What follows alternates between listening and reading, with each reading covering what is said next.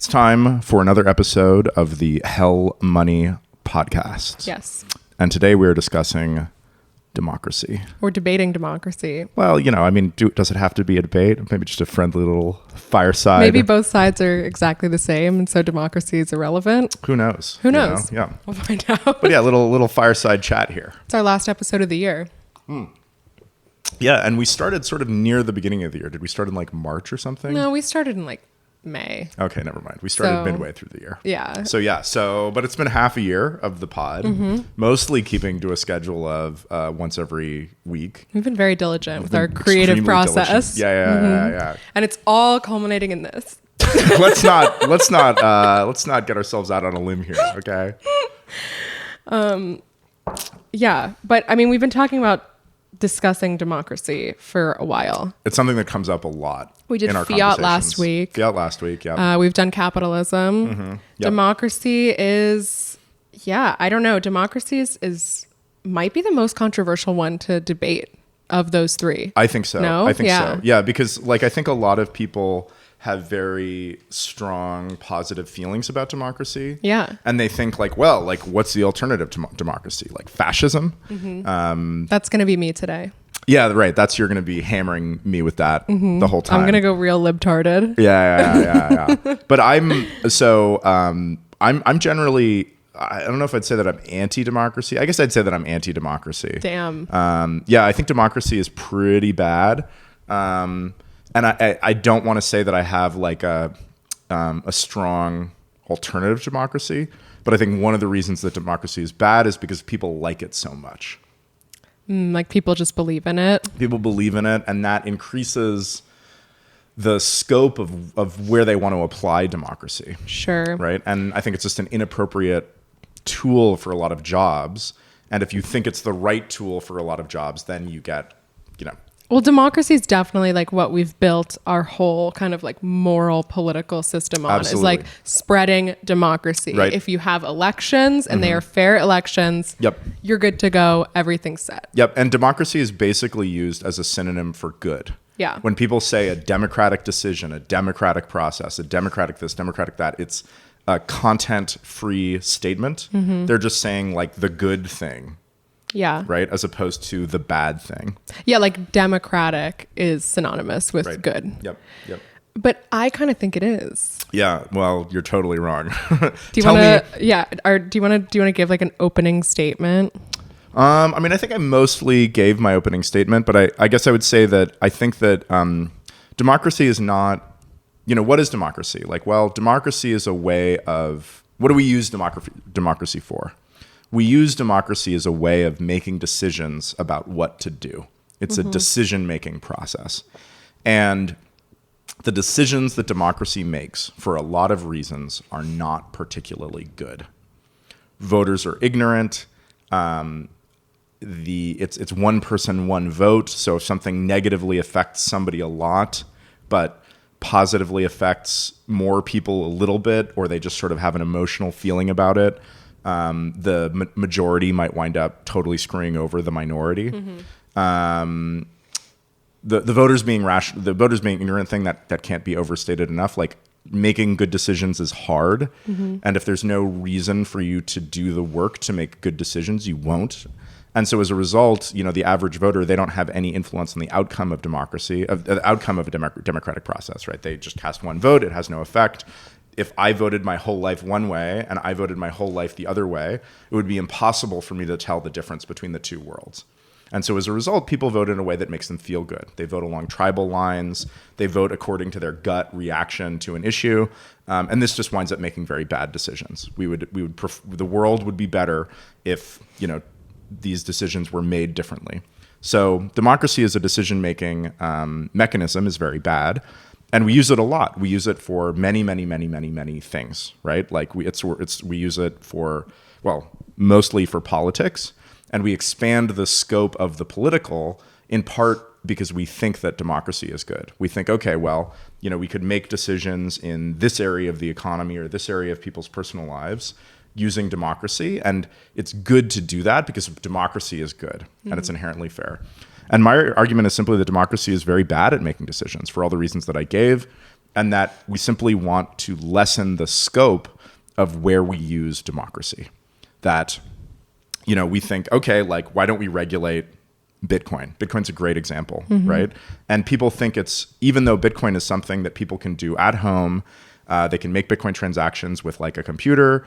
They can, between other people, sort of peer to peer, and people who don't want to use Bitcoin don't have to. Nobody's forcing them to. I think in part because people think that democracy is a good and fair process, and that because it's a good and fair process and makes good decisions, we should make all our decisions with democracy.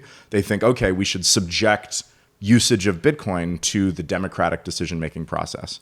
And then we get things like crazy regulations about what people are allowed to do in the privacy of their own homes with nobody watching, because we believe in the scope of democracy. So we should scale down the scope of democracy. And I think if people didn't have such a high opinion of democracy, that would naturally happen. People would be like, okay, it's pretty dysfunctional. Maybe we'll only use it where we have to, and we'll just kind of let things ride where democracy is not appropriate to use. That was a really good monologue. Thank you. You did a great job. Unfortunately, I think I've just completely blown my wad for the entire episode. I believe I hit every single point that I wanted to hit. I'm sort of playing the pro-democracy role here, right? You went in pretty anti-democracy there. I actually wasn't expecting you to be so anti-democracy. I was expecting a little bit more of a democracy is bad, but maybe other forms of government are worse. And so just government's the problem. But if we're going to have government, then maybe democracy.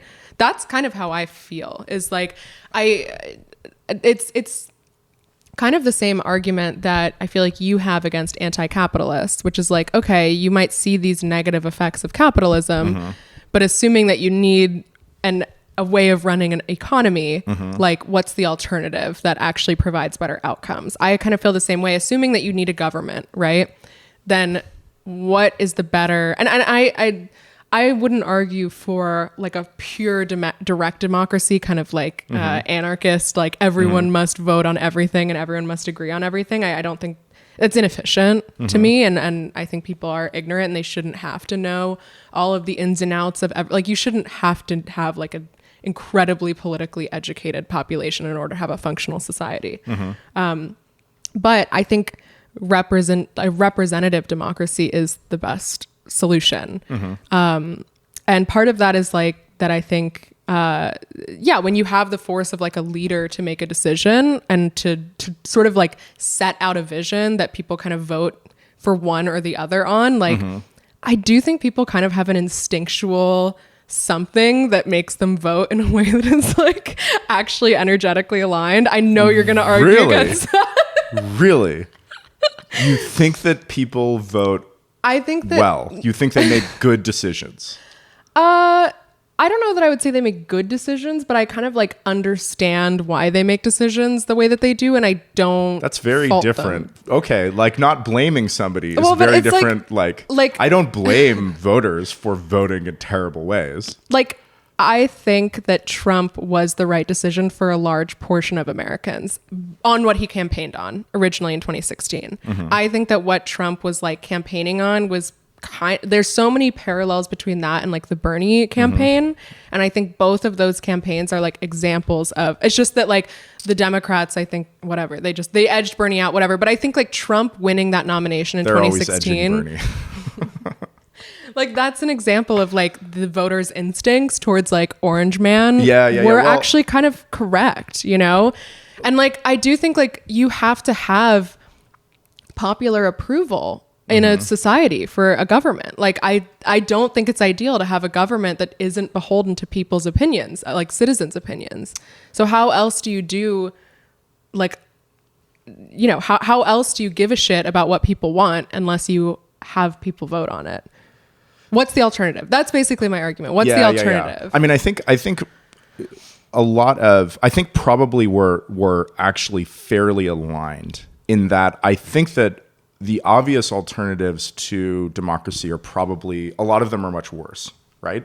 Like, I'm not a fan of fascism. I hate authoritarian governments. I think that a democracy is probably way better than authoritarian governments. But so really it's about I actually think it is very similar to your argument, which I'm like, okay, if the best form of government that we can think of is democracy, then this means that government is very bad.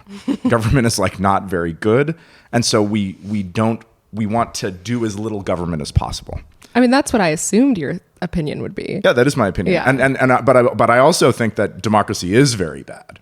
Like, I think it is. As opposed to like markets? As opposed to, well, as a decision-making mechanism.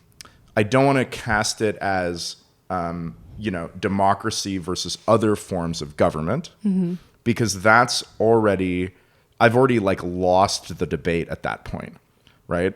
I'm not saying democracy, other forms of government. I'm saying that we shouldn't use government to make a lot of the decisions that we use to make that we use to make decisions. So wait. Yeah. So like when you did your makeup this morning, like, did anybody get a vote on how you did your makeup? Well, I mean, in some like large scale way. About, No, not in some weird metaphorical beauty way about standards in our society. I mean, like, you woke up and you made decisions, and those decisions were yours. And, unfortunately, yes. And nobody. And this is how I've ended up. And nobody subjected those. None of those things were up for a vote. Well, yeah. I mean, your makeup wasn't up for a vote because I forced you to. Yeah. But no. I mean, like, none of those things, none of those choices you made were up for a vote. I mean, right? I guess what you're saying is that deciding what you want or what people want in a society is not best done by voting. No. But right? But I'm saying, like, well, if democracy is good, why not put it up for a vote? I'm not saying democracy is good. No. But like.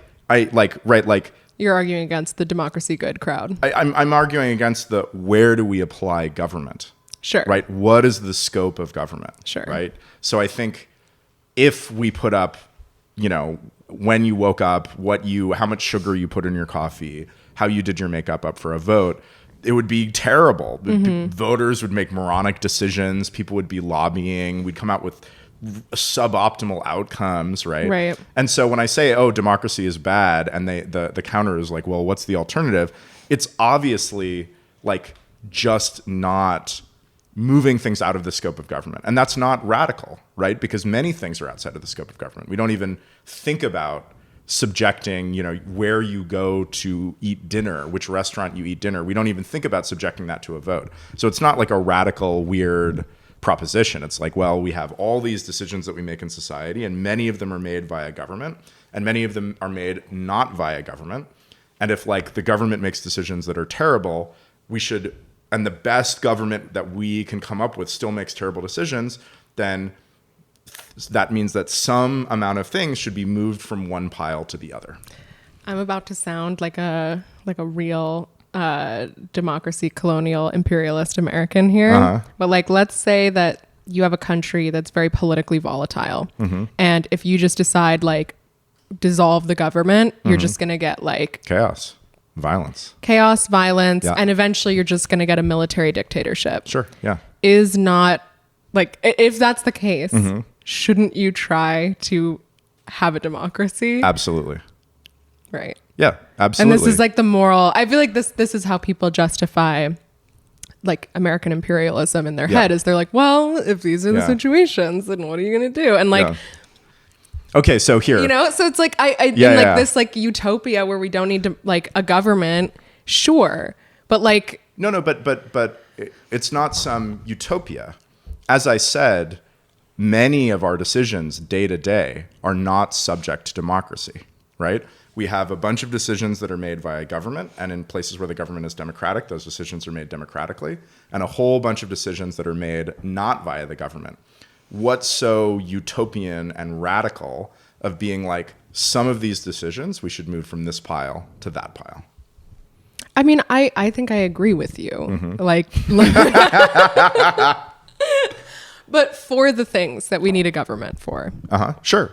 Yeah. Should it be democracy? Well, yeah, I mean, so I actually have a lot of ideas about how we could do government better, but I actually think that those are pretty meaningless because I have no idea about how to get those things instated, right? I can certainly imagine forms of government that are better and better ways of making decisions, but I don't think anybody would go for them. But like, give me one. I'm curious. I can't think of anything. Oh, yeah. I mean, I think that people should be able to sell their vote, like just directly. I think that would make democracy more efficient. I think instead of lobbying, I think people would just get paid for their vote. And then I think people would just like directly benefit from selling their vote, and they'd have to think about a little bit more like, oh shit, maybe I can get $20-$30 for this. Like I'm going to, think about how I want to sell this and who I want to sell it to. I think that people would like, what are other things? Mr. Beast 2040. Yeah, Mr. Beast 2040. Yeah, that's just buy. Literally what he literally, I mean, I've been going off about Mr. Beast nonstop to anyone who will hear about it, but I don't know that I've gone off about him on the podcast.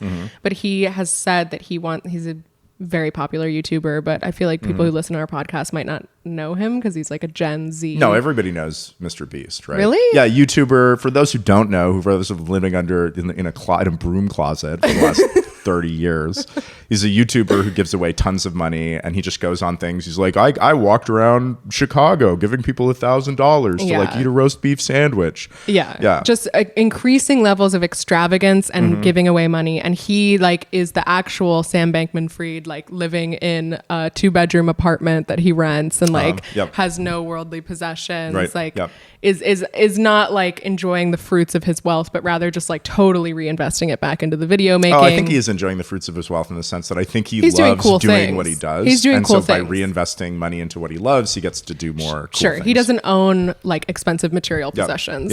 But he said recently on a podcast that I listened to that after he's done with YouTube, which he's expecting will be like 10 or so years from now, that he can like remain on top. But after like he's starting to kind of realize like my time is up, whatever, he wants to do a video where he gives away the most amount of money to the most number of Americans possible and then announce his campaign for president. Yeah. I think it's brilliant. It's genius.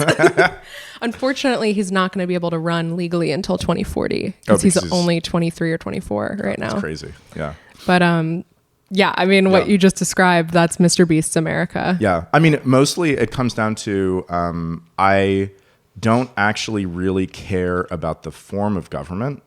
I do care a lot about the form of government. I think that there are different forms that are probably better.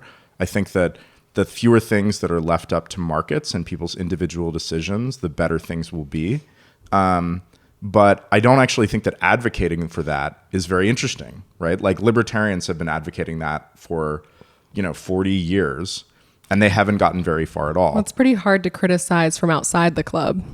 Like if you can't even get into the club, you can't. Like, I don't think it has to do with that. I think it has to do with the fact that people think that the system is fair and it makes them feel good, and they don't think critically about anything. And so the libertarians are making like an intellectual argument, and like the libertarians are making any argument which is like, hey, we should do this thing, and everybody would be better off. But there are people who benefit from the current system, and nobody's really thinking rationally. The current system will like persist. Well, democracy is the fairest option of the government options, I think. That's right. Technically. Sure. Yeah. But again, like, it's like if you're like choosing between the black shirts and the brown shirts, like you've lost, right? But if you're like, do you want Mussolini or Hitler? This is why I'm saying it's hard to criticize from outside the club, because it's like, if you're really living that like libertarian life, you're probably not trying to run for office or like accrue political power. Absolutely. So it's just like, it's just a difficult, like the libertarians will never really truly take power. Absolutely. So, I mean, the only thing that I think is worth advocating for and thinking about is ways to increase the constraints, the incentives and constraints on governments. That the main reason that governments are bad, whatever the form of government, is that they're unconstrained. They can just sort of do whatever they want. There's no consequences, and they don't have any competition, right? You don't have any... I also, though, this is sort of like fucking over my argument about democracy good, but I also think that like some of the best things that government has done has been in like a undemocratic way, because it's very efficient to rule as like a dictatorship or a monarchy. Yep, absolutely. So it's like, hard. I don't know. I mean, you obviously would not be someone that's like into the New Deal, but let's say you like the idea of a New Deal. Okay. How else do you have a New Deal if not for like an essentially monarch president like FDR? Yeah, but also like authoritarians doing things is probably on net like a negative. Like maybe we get the New Deal every once in a while, which I'm not convinced at all was a good idea. I just don't know enough about it. But we also get, the most brutal pogroms in history. We get massive just like economic cucking that like immiserates everybody. So yeah, there's downsides to the authoritarian efficiency as well. But wait, let me finish my competitive, sorry. my government competition thing, because this is like the only thing that I like have to say that I think is interesting. It's all he's got. All I think about, which is like, so, think about restaurants, think about local restaurants. We both live in the East Bay, in the San Francisco Bay Area, in California, in the United States, in North America, in the Northern Hemisphere, on planet Earth, supposedly, in the solar system, and lots and lots of things here are pretty messed up. Roads are messed up, homelessness is messed up, housing prices are messed up, politics is absolutely dysfunctional. But one thing that seems to work extremely well is the quality of restaurants. It's true. There's a dizzying array of restaurants. You can get anything you want, and you can kind of spend as much money as you want and get a meal that's like about as good as you could imagine for that price point. You can go eat really shitty fast food for very cheap, and it's not very good, but it's very cheap, and it'd be really hard to make a meal that was better for that low amount of money. You can pay a little bit more and get like In-N-Out, which is like the platonic ideal of fast food at $3.50 a burger. You can go to all sorts, dizzying array of different ethnic restaurants, and they're all priced really reasonably. They all have great food. They're priced really reasonably. And when you want to go like up the payment scale, you want to pay like $300 for dinner, you can get insane, meals that are lovingly prepared, with ingredients that were farmed by like equatorial, nomads that are like lovingly prepared by chefs that are covered in tattoos and they're super hip and they've got YouTube names. channels. Yeah. They've got YouTube channels, like amazing. So restaurants are not at all democratic. They're fascist dictatorships. The owner decides what is on the menu, what it costs, and that's it. You have no say about what is on the menu at a restaurant. Zero. I cannot think of a less democratic place. They'll even say like reasonable substitutions that you want to make. They'll say no. They'll say take it or leave it, right? Mm-hmm. And that's what you as a consumer do. You have zero choice about what is on the menu, but you have absolute choice about where you go to eat, right? And neither of these processes, the restaurant deciding the menu, nor you deciding where you want to go out to eat, are democratic. They are not at all. But the equilibrium that they produce is excellent, right? In the equilibrium, the arrangement that emerges is that restaurants, the owners of restaurants will try very hard to make good food at reasonable prices. And if they don't, they'll go out of businesses. And consumers naturally seek out the best restaurants. And not only will they seek them out, they'll also tell everybody about them. They'll say, oh, I went to this great place. It was awesome, right? And so the good restaurants will thrive. And there was absolutely no democracy at all. And I think that the reason that this very pleasant equilibrium where we can go out and eat delicious food occurs is because there's a great deal of competition. There's competition between the restaurant owners, and there's free choice among the people which restaurants they choose to go to. And so I don't know how to get there, but I think that the environment out of which we would get the best governments that made the best decisions is if they existed in a world that was more like, restaurants in the Bay Area, where people who are subject to the choices that governments make have as much ability as possible to leave, to not be bound by those decisions, essentially, and to change governments. I think, I think states' rights doesn't go far enough. I'd really like to have counties' rights. I think if every county was fully autonomous And obviously this is a dream scenario. Maybe one county would take over another and we'd get like all this messed up stuff. But if counties were really able to decide 100% how much taxes that they wanted to collect, what policies that they wanted to have in that county, I think that, and obviously if every county in the United States was different, was under different government, but if the people were able to leave freely, they could just go to a different county, then governments in those counties would have to make good decisions. They simply could not make bad decisions, or everybody would leave that county, or only the people who were the least able to leave would leave that county. And so subject to those constraints, they would start having to make good decisions. I mean, you already see that, the difference between Emeryville and Oakland, for example, is striking. It's striking, but it doesn't go far enough. because if I live in Emeryville or Oakland, Emeryville is way, way, way better managed in almost every conceivable way. So, Emeryville is a very tiny town in the Bay Area. The Bay Area, it's across the bridge from San Francisco, and it's sort of nestled between Oakland and Berkeley. Oakland and Berkeley I think Berkeley has 200,000 people, and Oakland has 450,000 people. That sounds right. Yeah. Emeryville has, I think, 12,000. Yeah. And it's better run in every single conceivable way. It has less crime. The streets are cleaner. There's less homelessness. There's more building of new housing.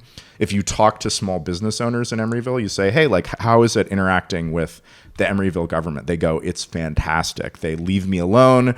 They take 0.1% of my gross receipts every year as taxes. They mostly just let me do what I want. It's fabulous. Why do you think I get bad vibes from Emeryville then? Because you're wrong.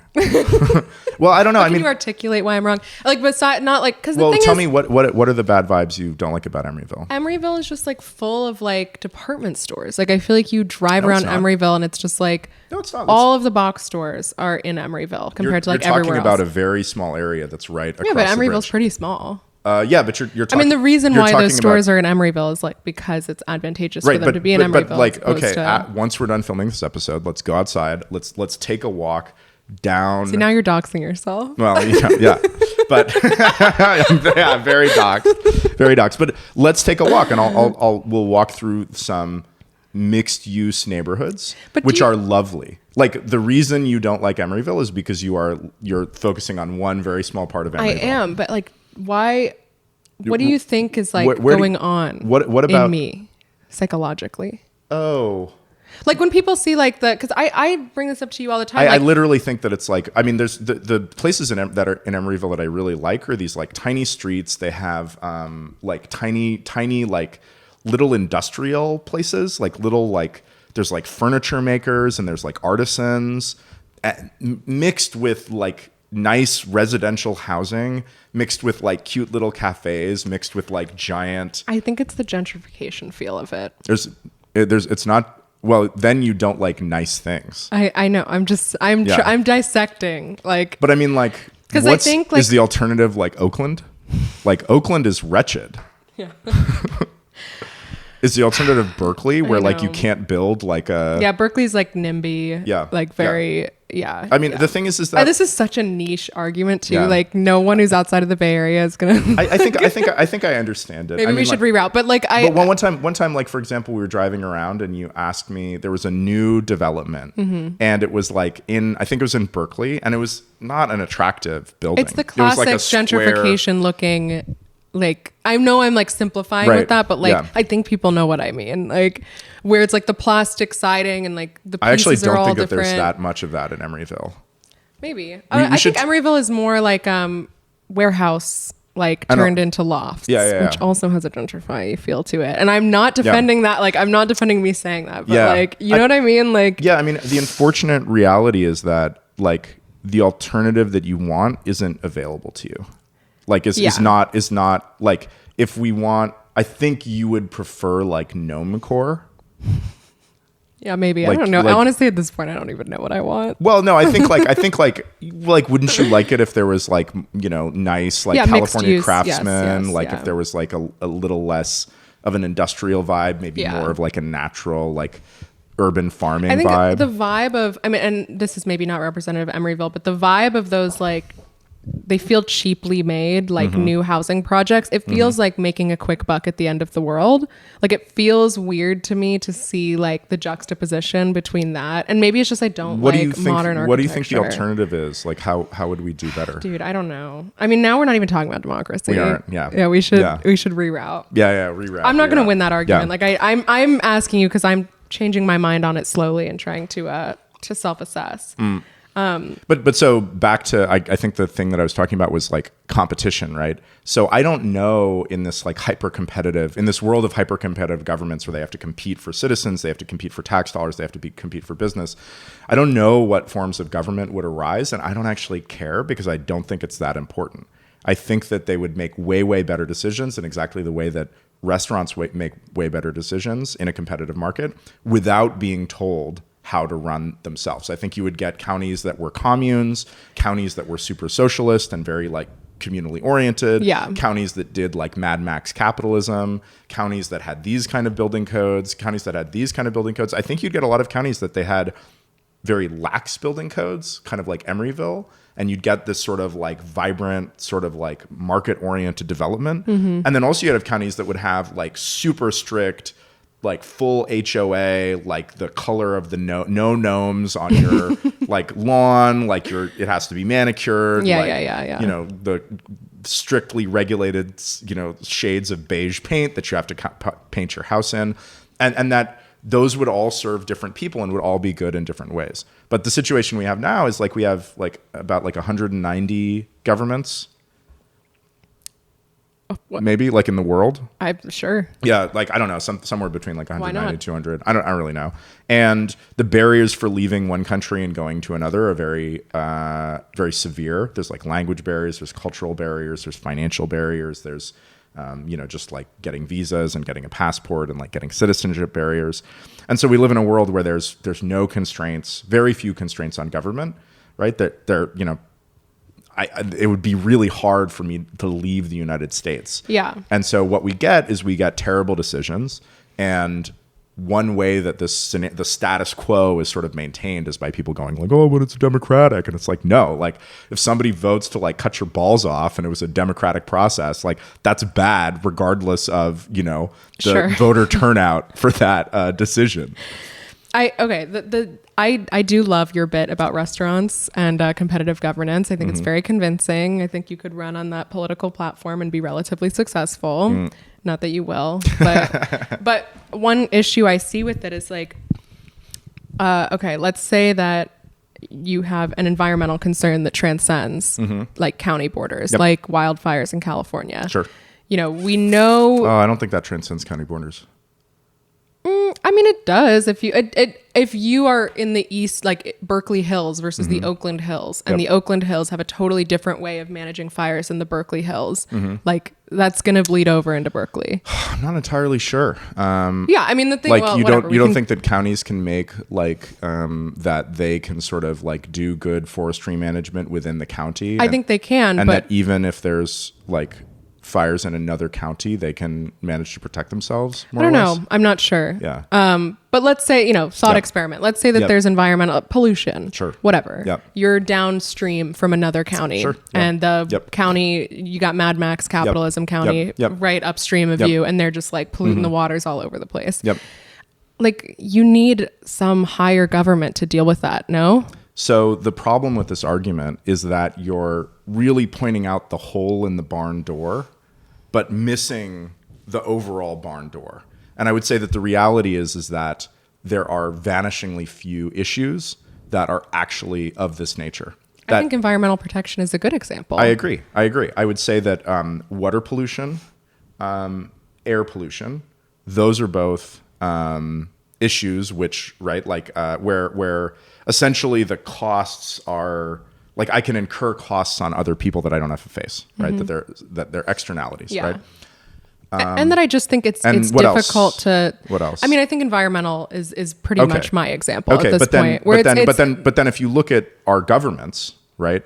What percentage of their activities are dealing with the air and water pollution that have externalities? Probably like 1%, would you say? Maybe 1 in 1,000? I agree with you. I just think that's the part we need to keep. And then how do you decide Okay, that? so then you agree that 99.9% of the government is dog shit and we should get rid of it. Yeah. Come on. No, I think that it's totally reasonable, and that there are scenarios where there are externalities. Do you know what an externality is? Mm-hmm. It's like, well, just for people who don't know, it's like when two people in a transaction make a transaction, it's beneficial to them. All transactions that people engage in voluntarily are beneficial to both parties.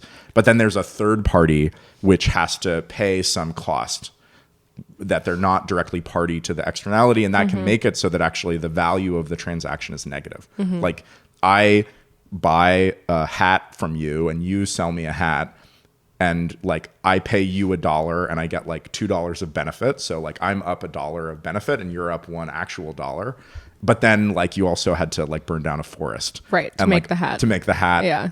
Or like pollute like some waterway, and then there's other people who are on that waterway. Right. Yeah. But yeah, I mean, I think those arguments are reasonable and they're good, but actually they are sort of the exception that proves the rule.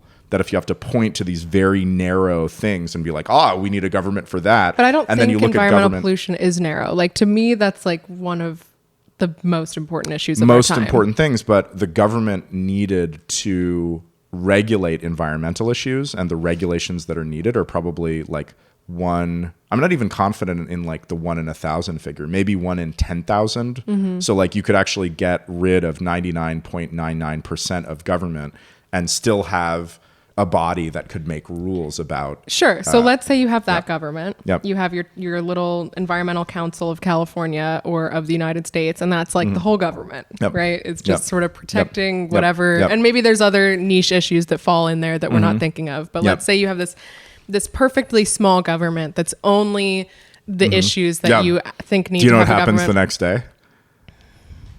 What? Canada invades from the north with their giant military and take us over. Mexico invades from the south because they have a giant democracy that they're stealing tons of money from the people. And then America gets cut along the middle like a garter belt around a fat man's waist, and it becomes southern Canada and northern Mexico. That's the problem, is that like I think tiny governments are like really tiny governments are like unstable, and they just get like boned by their neighbors. Yeah.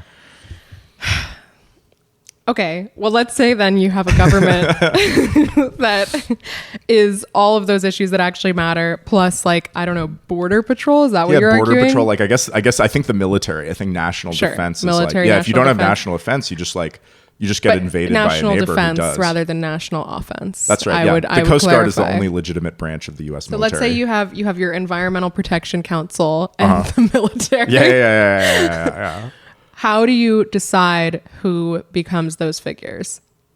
Oh, well, do you want me to answer the question in an annoying way or no, in a not annoying way? No, of course I don't want you to answer the question in an annoying way. Okay, yeah. So not annoying. Well, yeah, I think I only have an annoying answer. I guess I don't really know. Surprised. I think that like we're focusing on, well, how do you do this? What's the right process? And I actually think that that's kind of the wrong question. I think the right question is what environment or what conditions would make good processes arise. So creating incentives. Yeah. So I would say that like for a very large government that doesn't face very much competition, that it won't be able to make very good it won't make very good decisions about this. But that if it's facing a lot of competition, that a process will arise naturally that will like make good leaders rise to the top. Because if the country makes bad decisions about national defense, it'll just stop existing. And if it makes terrible environmental decisions and turns into a polluted wasteland, then everybody will leave. You sound like an anti-capitalist right now. Like this no. I'm saying markets for government. This is the ultimate capitalism. Markets for government. I don't mean you sound like a literal anti-capitalist, but you sound like an anti-capitalist in the sense that like whenever I ask anti-capitalists, like, well, what is like the alternative? They're like, well, we can't even imagine what would emerge out of a non-capitalist society, and like what would emerge would be blah blah. And it's just like, Okay, but Yeah. why don't you use your imagination and Well, think, bro? That's the thing when I use my imagination to think about the post, like my capitalist utopia. It's sort of what I said about like some places kind of look like weird suburban like HOAs, and the people want to live in those places, and then there's like these kind of weird like mixed use places, and then there's like communist little places / hellholes, and people who want to live in those hellholes can live there. And that like it's not necessarily that it's this absolutely transformative thing. I think it actually looks a lot like we have today, but just, you know, a little bit better, you know? Okay, let's switch roles a little bit. Okay. So you talk shit about democracy for a while, and then I'll say nice things about democracy. Okay. All right. Let's see. Because I did have some criticisms of democracy that I wrote. I wrote out assuming that we would have an actual debate rather than you just being like, fuck the government.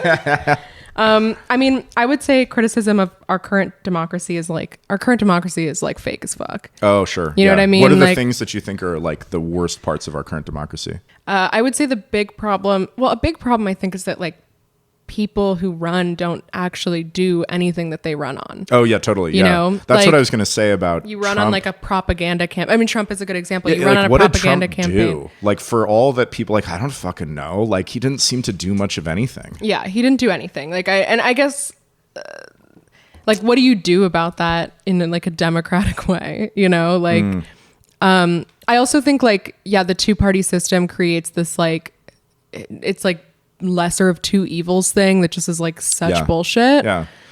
Different voting mechanisms can help with that a little bit. I think like we have like first past the post elections, but maybe ranked choice voting. I think also like for local elections, like your vote does matter more and you can have a little bit more say over like voting someone in who's not like a traditional Republican or Democrat or whatever. Yeah. Yeah, I don't know. Those are kind of like and then I think we've talked about this before, but like just the feeling that the most that anyone can do to change the world is to vote. That like I do think that has like a corrosive like just the get out the vote kind of like propaganda. Do you think that it's because people get too crazy about voting, or is it because they sort of get cucked and that's the only thing they think they can do and they don't do other productive things? I think the people that if they didn't do this, it would have like the most positive effect is like, I think we've gotten to this point where we hate as a collective, we hate rich people and celebrities so much that whenever they try to do something like charitable or good, we instantly kind of are like, they're so out of touch or they're just doing this because they want to like boost their egos or whatever. Bill Gates which like is sticking microchips in my cereal, right? Which whatever. like maybe they are like in a lot of cases, I'm sure they are like doing it for the wrong reasons, whatever. Like they're still doing, you know, they're doing something. And I think because we've created a culture where, you know, for celebrities and wealthy people to like participate philanthropically is just like difficult.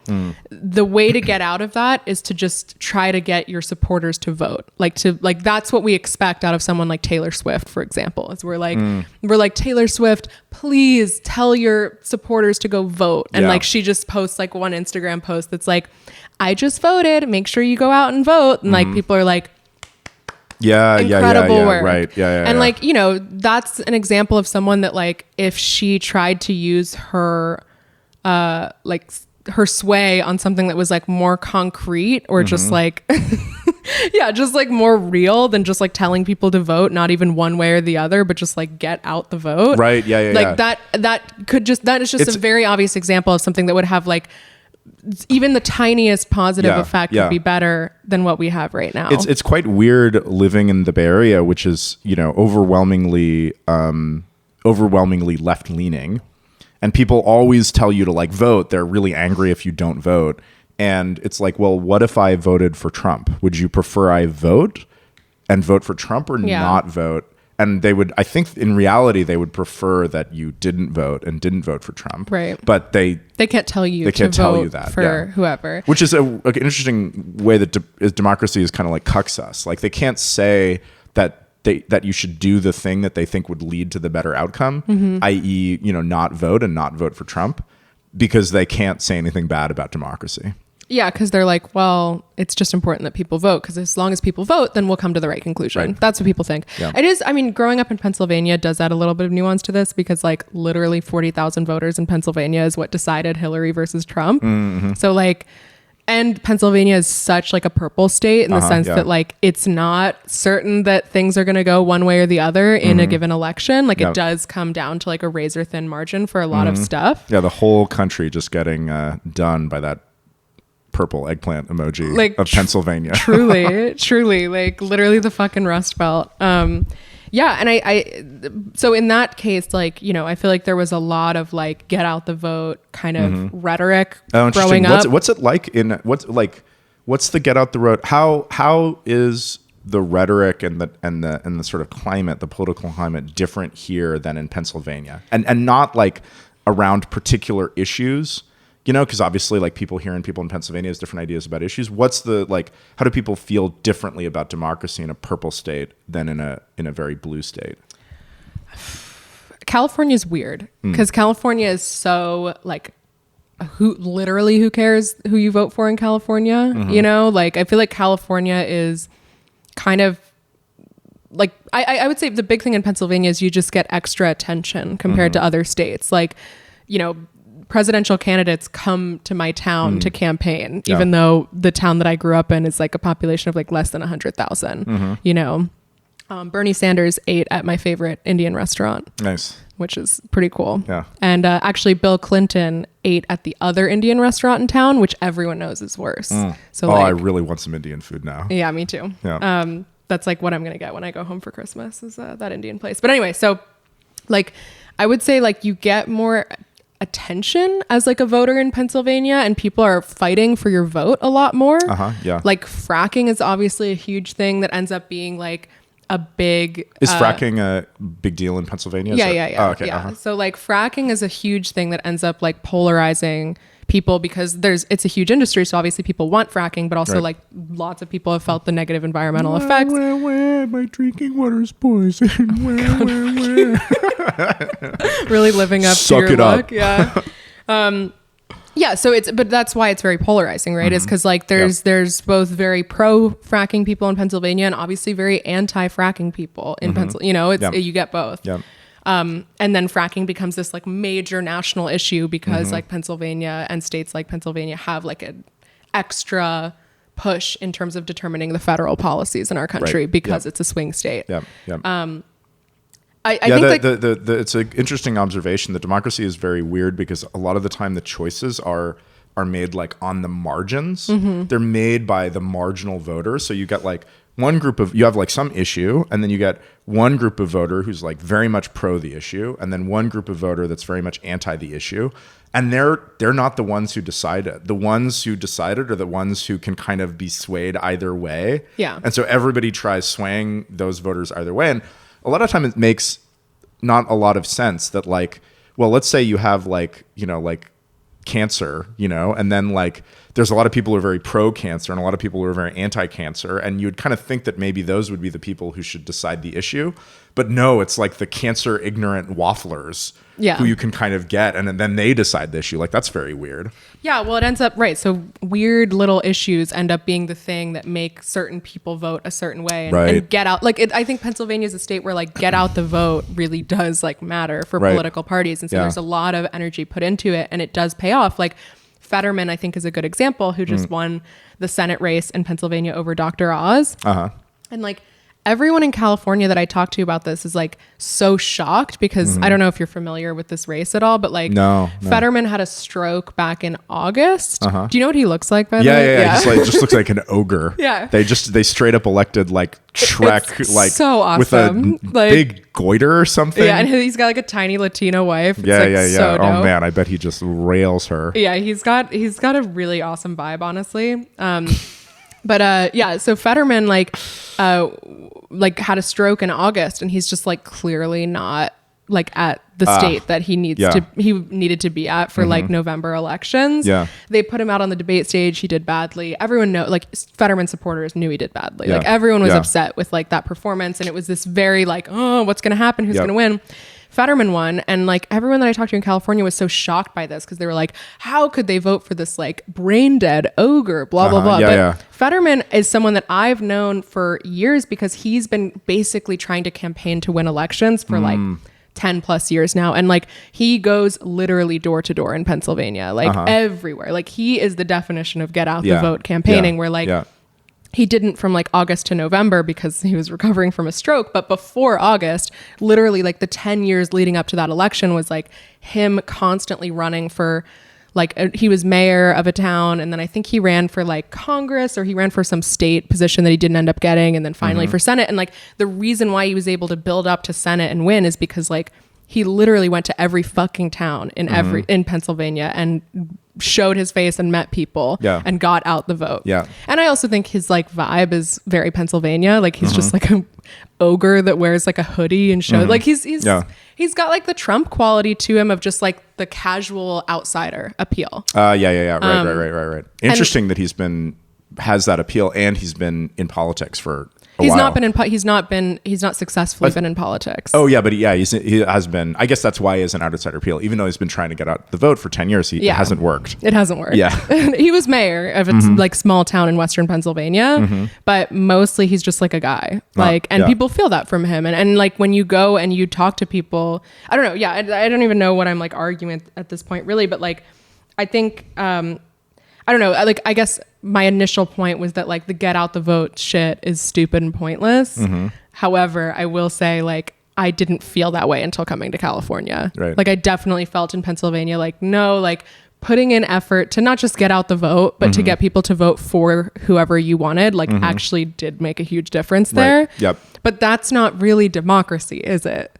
Like that's just like some weird, stupid game where like for whatever reason, 40,000 people in Pennsylvania mean more than millions of people in California. Right. That's not democracy that's either, right? That's the Electoral College, which is just like, I don't even know, what do you call that? Representative democracy or? Yeah. The Electoral College is very weird. Yeah. The Electoral College is extremely weird. But that's like the way that we came up with like mediating tyranny of the majority, right? Yeah. It's another way that we came up with mediating tyranny of the majority that I don't think people really understand is the fact that that Congress seats are given based on population size. So like the more people you have, the more seats you have in Congress, whereas there's 2 senators for every state. Yeah. And then people get really upset about this. They're like, well, why does, like Wyoming get 2 senators and they kind of get equal say in this one chamber of the House? And I think people don't understand that that's part of why the states are willing to be in the union at all. That if you were like, okay, you're a tiny state and you can be in the union, but you're basically going to have 0 voice. And, it's just going to be decided by people in California, New York, and that's it. The state would be like, okay, I'm not going to do that. I'm not going to enter into that agreement. But if you're like, okay, well, we're going to have 2 houses, lower house is going to be, determined by the number of people. And the upper house, you're going to get 2 seats and you're going to get the same number of seats as every other state. Then that is a deal. Then okay, yeah, I can see that. Like then I will have some amount of like veto power. I can protect my own interests. But people don't really understand that, and they're like, oh yeah, no, Wyoming should just be willing to get ass fucked hard by the rest of the country. On the reg. I mean, obviously, I think that's the best option. Like this balance between like the Senate and the House for population, I think makes sense. I do think that the president should be a popularity contest. If we're going to have some guy that leads the whole show and is like our mascot, essentially, like it should be a popularity contest. It shouldn't be like an electoral college thing. Yeah, right. Yeah. I mean, if we're gonna elect a mascot, like which is essentially give the people what it a mascot that it is absolutely. It's a human mascot. Like the president is the American populace's fursona. Yeah. Yeah. And like, Trump was the right man for the job. Yeah. Like it's yeah. I actually have a different example that I wanted your thoughts on in terms of democracy. Elon taking over Twitter, right? So obviously Elon's currently like mostly running Twitter like a dictator, where he's absolutely. like, and he recently, did you see he banned posting links to other social media sites, which is silly. Insane. It's so crazy. I do think that's going to be walked back, but I agree. He's essentially like running Twitter like a dictator, except there are certain things that he gets pushback on, and he's like, all right, poll. Like, should I bring Trump back to Twitter? And then people vote on the poll. And then he's like, okay, unbanning Trump. The most recent one was, people were mad at him for banning the Elon flight tracker account. Yeah. And he posted and was like, should I unban the Elon flight tracker? And people said yes. And he was like, okay, we'll unban. Interesting. Yeah. In that case, democracy is like the only good thing about like so far about Elon taking over Twitter, in the sense that like Elon has basically just been like running it like a shit show, but then like he uses these like Twitter polls to basically check him, and then he's like, all right. And maybe that's equivalent to just like flipping a coin or something, and like so as a result that just ends up being statistically like 50% possibility of it being better than what Elon would have done anyway. But like I do think, like, do you think that is, if you think about Twitter as being like a government in a sense, because it is sort of like, it's the public square. It is kind of, it's a company, but it's something else that I think we haven't like really figured out how to manage. If Elon is running it like a dictator, except for these like key issues that he then lets people vote on, and then he then like goes with that because it's a public election, and it would make him look bad if he didn't do the thing that he set the poll for it. Like, is that democracy? Like, no. No, that's like for example, in restaurants in the Bay Area, my, capitalist utopia, I think that restaurant owners care a lot about what customers think and what customers want. Sure. And they pay attention to it a lot because they're incentivized to. And they do it in more or less effective ways. They might look at what people buy, and sometimes, like Elon, they might ask people and try to get their feedback.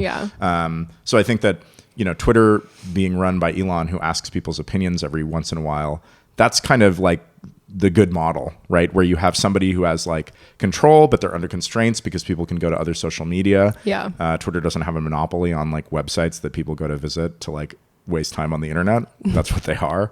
And so then the autocrat is forced to, take the voice of the people into account when it makes sense. Right. Of course. I mean, just the fact that he's making a poll is not a democratic decision. Right. Yeah. But I think it's kind of interesting, this like weird like internet poll version of democracy that like he's like sort of implementing here and there. I love it. People love the polls. I love clicking yes or no. I love clicking yes or no. Doesn't matter which one I click. I feel good. Is there anything else we should definitely get to? Well, now I have to say nice things about democracy. Oh, okay. Yeah. Yeah. So I actually think that the fact that democracy strikes people as fair gives democracy a lot of stability. Yeah. We've sort of seen democracy kind of wash over the world, and a lot of places have become democracies or in the process of becoming more democratic. And one, I think that's good for stability. I think the worst kind of government is probably an unstable government that's like very chaotic and that's changing all the time. Right. Like, for example, one of the reasons that the Iraq War was like probably bad was not because Saddam's dictatorship was particularly good, but that throwing the country into chaos was much worse. Of course. That's the lesson of American imperialism. Yeah. And so I think that stability and continuity that democracy provides is probably incredibly important and incredibly beneficial. I will say, okay, I think you can have that illusion and create a similar sense of stability. Like, for example, I mean, Elon is maybe not a good example because everyone's so like pissed at him and he's not really doing that great of a job. But like FDR served 4 terms as president. His family was like very integrated into like the American political system. He essentially ruled the US as like a monarch during World War II. It was like a stressful time, and he did more than most presidents have the power to do. And part of that is just, it was wartime. It was the Depression. There was just a lot of like instability that allowed him to kind of take power. And as I said, his family was like very well connected, et cetera, et cetera. Yep. But he believed very deeply in the idea that he could get the American people to understand why he was making the decisions that he did. And that was very important to him. And so he did the Fireside Chats, right? Like, he didn't have to do that. What were the form of the Fireside Chats? Were they on radio? It was radio, yeah. Okay, so not quite weekly, but like sort of weekly. He would basically just like go on. Really not as consistent as the Hell Money podcast. Not nearly as consistent as the Hell Money podcast. FDR did not have that Sigma male grind set that we do. We really do. But the Fireside Chats was essentially like even though he was basically ruling as a monarch, people felt very much a part of the political process in a way that I think felt fair to them, or they felt like, okay, I understand why he's doing this. They also would do polls to try to see, like, when he gave a fireside chat, they'd poll households and see, like, did people understand it? What are they still concerned about? And then he would, like, adjust his messaging and try to, like, he really, and this is naive, I think, in some ways, but, like, it's also admirable and beautiful in other ways. He really believed that, like, he could get the American people to understand why he did things and understand, like, complicated political, especially geopolitical things related to World War II. Right. And, like, I think that's an example of, like, you know, you said democracy is stabilizing, and that perhaps makes it the best form of government just because it's stable. I think you can have the illusion of fairness and stability without literally having democracy. Yeah, absolutely. Yeah. But I think you have to have, like, it takes the right leader, you know, it takes the right, like, kind of, like, I don't know, like. Yeah, I do think that, yeah, like, one thing that gives people, like, that people, if you have a leader, it gives people this, like, focal point that kind of, I think, in some sense, like, prevents revolution a little bit, because if your leader is weak, then unpopular, another leader can displace that leader. Yeah. And in democracy, we just have elections, and then the leader gets displaced bloodlessly. But in another form of government, under other forms of government, you get coups, you get revolution, and that's quite bloody and unstable. Can you have a decentralized, leaderless, stable, like, situation? Yeah, very good question. I think the answer is it's unknown. Yeah. You know, like, I agree. We haven't really seen it. It seems tricky because if you sort of have a power vacuum, then someone or something steps into that power vacuum. And if you don't have a power vacuum, then, you know, somebody with a lot of power will sort of displace people that have less power.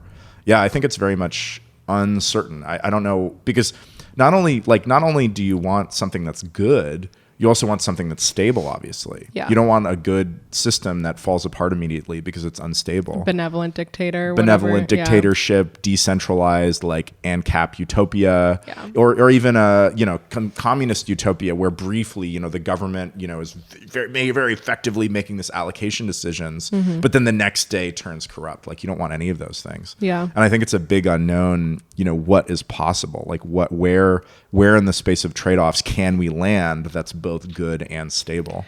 Yeah, I know I just made fun of, like, anti-capitalists, and then you as an anti-democracy person for just being like, well, I don't know, like, we have to imagine something better. Not that I can do that. But, like, I do kind of feel that way about decentralized systems in general. Like, we might not be able to conceive of what that looks like, but I do think that's ideally where we'd like to head. Yeah, I think we can get there in a piecemeal fashion. So, for example, you know, Bitcoin.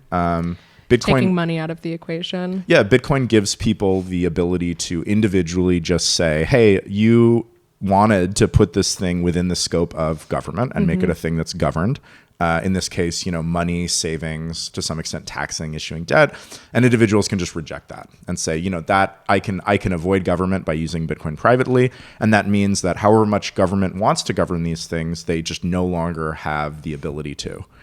And that gets us a little bit further to this, like, decentralized world. Figure out different parts of it as we go, basically, and slowly but surely take away even the ability to amass power in the way that government has been able to. Like, for example, you know, now, you know, digital electronic communication between people, private communication between people, publishing, all these things are very cheap, very accessible. And so now that the government simply isn't able to regulate it, you know, you know, what you published in a newspaper is far more regulated than what you can put on a blog post, just practically, because people can do it so cheaply. Private digital messages between people is completely outside of the scope of government, because, you know, you can just sign up for Signal or any number of private encrypted messengers and do what you want. And Obama, a very popular president, was in favor of cryptographic backdoors and platforms like Signal, and that went absolutely nowhere. I think partially because of, you know, the protections, partially because it's unpopular, and it just didn't matter that he wanted it. I didn't even know he wanted that. Oh yeah, absolutely. Every president has wanted that. That's been every president, like it's the people in power, they want to expand the scope of their power, and they expand the scope of their power by bringing more and more things into the pile of that which is governed by governments. Sure. And so private communications, they want that. They have all sorts of great reasons. They want to prevent people from saying naughty things or, trafficking other people or, plotting, terrorist attacks or whatever. Which I think are not, those are obviously like concerns, but like they're not the majority. Like the preponderance of the benefit comes from letting people, do whatever the fuck they want. So they've always been in power of putting backdoors on communications and cryptography. I kind of like Obama again, just FYI. Oh sure, yeah, no problem. I don't know what happened, but didn't you always have liked Obama? I've had complicated feelings. Yeah. I find Obama very charming. He's so charming. He's very good looking. Yeah. He's a good husband. We really, he was one in a million. I don't know how I'm into Obama and also in my Atlas Shrugged era, but I've managed it. I'm an empty vessel. Well, I mean, in a way, Obama he kind of represents, he's a rugged individualist, right? Is. He's the leader of a democracy, but the leaders of democracies are always rugged individualists. He is like the exceptional individual. Excellent mascot for America. Yep. Glad that he won the popularity contest. He deserved it. He's an American Idol. Yep. So I guess the final point I'll make is in my pro-democracy sort of goings on is that lobbying is good. Lobbying is not good. Lobbying is good. So the reason that lobbying is good is because most of the time in a democracy, people make terrible decisions at random because they have no stake in the outcome. And it's good that there are channels through which people who have a stake in the outcome can express that stake in the outcome that they just don't get shafted. Don't you think that lobbying just sort of accelerates fiat though? Like as long as like the government has control over money, you can lobby to just like get yourself closer and closer to. That's right. Not all lobbying is good. Right? Some lobbying not all lobbying. Not all lobbying. Not all lobbyists. Yeah, not all lobbyists. Not all lobbying is good. So, like for example, when they're just trying to get zero-sum concessions out of the government, that's bad, right? When regulated financial entities are just trying to suck more money out of the teat of the government at everybody's expense, that's bad. But when legitimate business interests would benefit from better regulation, and when them lobbying means that they are able to hire more people, produce more goods, everybody gets things cheaper and better, right? That lobbying actually leaves us better off, right? Like a lot of business owners are just like lobbying to simply not be screwed over by the government, and we benefit. Like, right, we want an economy that like works, right? We want an economy that like employs us and produces stuff for us, right? And the government and some businesses lobbying the government so that they can do their business better benefits us by the economy being better off through jobs, lower prices, everything. And it's good. You should really give that pep talk to slimy ass politicians that just take so much lobbyist money and maybe I could get them to take more lobbyist money. You could be like a life coach for them and really help them like absolve them of their disgusting sins. I should go on like UC Berkeley campus with this in my current appearance and tell the kids, preach the good word about lobbying. Yeah. I could not disagree more with you, but that's what the podcast is all about, right? And I appreciate your freedom of speech. I respect your right to say it. Should we end it there? Yeah, let's call it. Last episode of the year. I feel like it's been a big year. We've both turned into major internet micro celebrities with major. Maybe we're still like pico celebrities or like nano. Maybe we've gone from pico celebrities to nano celebrities. Could be crazy. Yeah, getting crazy. Yeah, I mean, we met this year. That's right. Actually, technically, we might have met in 2021. We might have met in December. I think we met this year. I think we met like in the beginning of the year. We only knew each other for like a few months, right? Yeah. Like we barely knew each other when you were like, hey, are you going to Bitcoin 20? Oh, I like didn't know you like for real when we yeah, I mean, the pod was sort of a risk. It was just kind of whatever. I remember like not actually interviewing you, but like asking you lots of questions about yourself early on in our friendship because I was like, I need to know if this guy is like a fucking psycho before I'm glad I passed the test. Yeah, you did, because you're very honest. Anyway, whatever. But yeah, crazy year. We met, started the pod. 2022 is the best year of my life so far. I made a lot of friends. I started a lot of fun creative endeavors. I feel like I really came to terms with like my angst about things. Like I have much more of a sense of humor about like clown world or like the way things are going. Like I feel like I'm able to weather the storm with a lot more levity, which feels good. And yeah, I'm excited for 2023. Yeah, it's going to be interesting. I think the next run up for Bitcoin is going to be pretty crazy. Like, I think it's going to be like we've had like, you know, these waves of adoption. The next one is going to be kind of nutty. Like when we see like, you know, like $200,000 a coin and like big entities are getting into it. Yeah. And also with the interesting tech that's been happening, like interesting developments in Bitcoin. For example, the ordinal on-chain. Right. Full. I mean, how have you gone this long in an episode and not mentioned? It's true. Yeah. But we just released ordinal inscriptions, which are my version of Bitcoin native NFTs. No sidechain, no token, all content entirely on chain. They're the best NFTs that anybody has ever seen. The best NFTs. The best NFTs. The Ethereans, they're making their own NFTs, but they're not sending their best. No. You know? So really excited about that. Really excited about all the creative stuff that's happening on Bitcoin. And I think that's going to continue to accelerate. I kind of feel like, I don't know when it started, but I feel like there's a new crop of like Bitcoin developers who were just interested in doing like really cool, really exciting stuff.